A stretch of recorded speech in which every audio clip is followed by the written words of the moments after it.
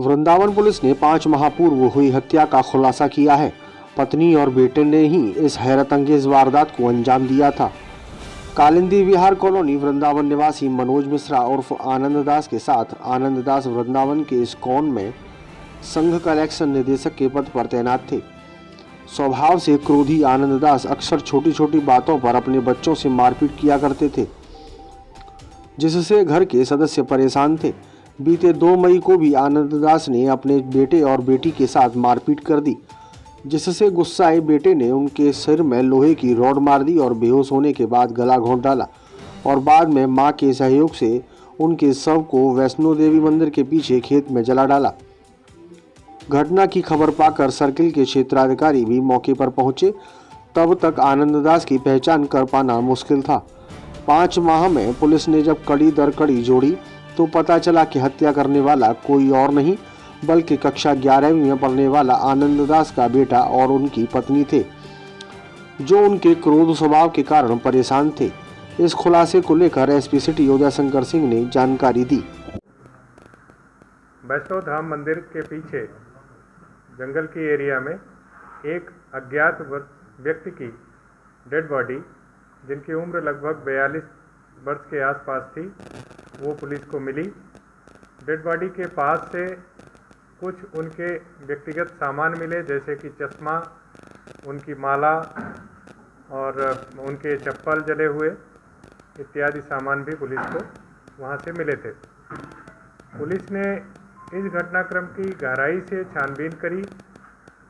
उनके परिवारीजनों से कई राउंड पुलिस ने वार्ता करी और गहनता से छानबीन करने के उपरांत यह तथ्य प्रकाश में आया कि यह घटना मृतक के नाबालिग बेटे द्वारा कारित की गई थी और साक्ष्य को छिपाने में उक्त अभियुक्त की मां द्वारा इसमें महत्वपूर्ण भूमिका निभाई गई थी।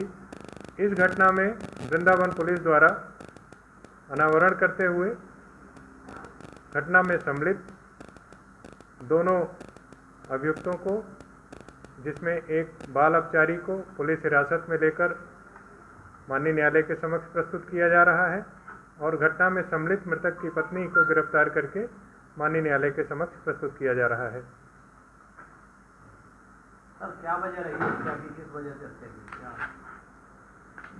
इस हत्या की घटना के पीछे जो प्रमुख कारण छानबीन से प्रकाश में आया है, मृतक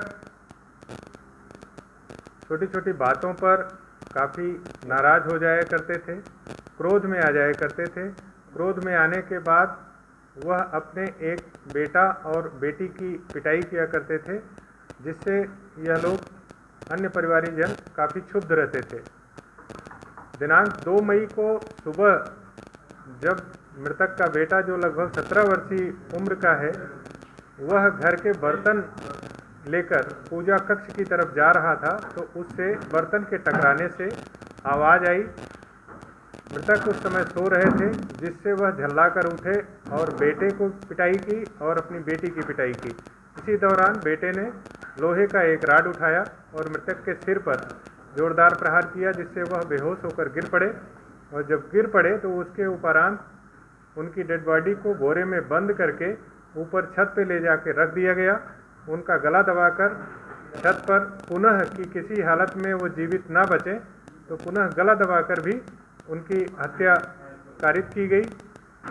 तदोपरांत रात्रि में लगभग 2 बजे 2/3 मई की रात्रि को वैष्णो देवी धाम मंदिर के पीछे स्कूटी पर लादकर उनकी डेड बॉडी को वहां ले जाकर पहले टॉयलेट क्लीनर, जो तेजाब जिसको आम बोलचाल की भाषा में बोलते हैं, उसको डालकर डेड बॉडी पर उनको छत विच्छत किया गया और तदोपरांत 2 लीटर पेट्रोल का प्रयोग करते हुए उनके शरीर पर डालकर लाइटर से आग लगाकर उनको वहां पे जला दिया गया, जिससे डेड बॉडी की शिनाख्त न हो पाए।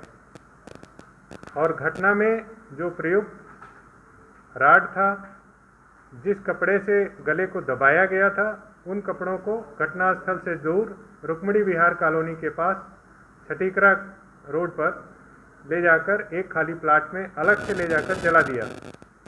घटना बड़े ही प्लान्ड और सुनियोजित तरीके से की गई थी। पुलिस के द्वारा गहराई से छानबीन पर एक चौंकाने वाला तथ्य जो प्रकाश में आया है कि उक्त बाल अपचारी द्वारा जो 11th क्लास का स्टूडेंट है, उसने तकरीबन 100 बार क्राइम पेट्रोल पर इस प्रकार के क्राइम से रिलेटेड घटनाओं को अपने मोबाइल फ़ोन पर ऑन करके देखा। पुलिस के द्वारा मोबाइल फ़ोन की गहराई से छानबीन की गई तो उस तथ्यों की पुष्टि पाई गई और तदोपरांत उसने बड़े ही प्लान्ड वे में स्ट्रैंगुलेशन कारित किया मृतक की डेड बॉडी पर और उसके ऊपर कपड़ा लगाया जिससे कि उसके फिंगरप्रिंट के निशान मृतक की गर्दन पर ना मिले।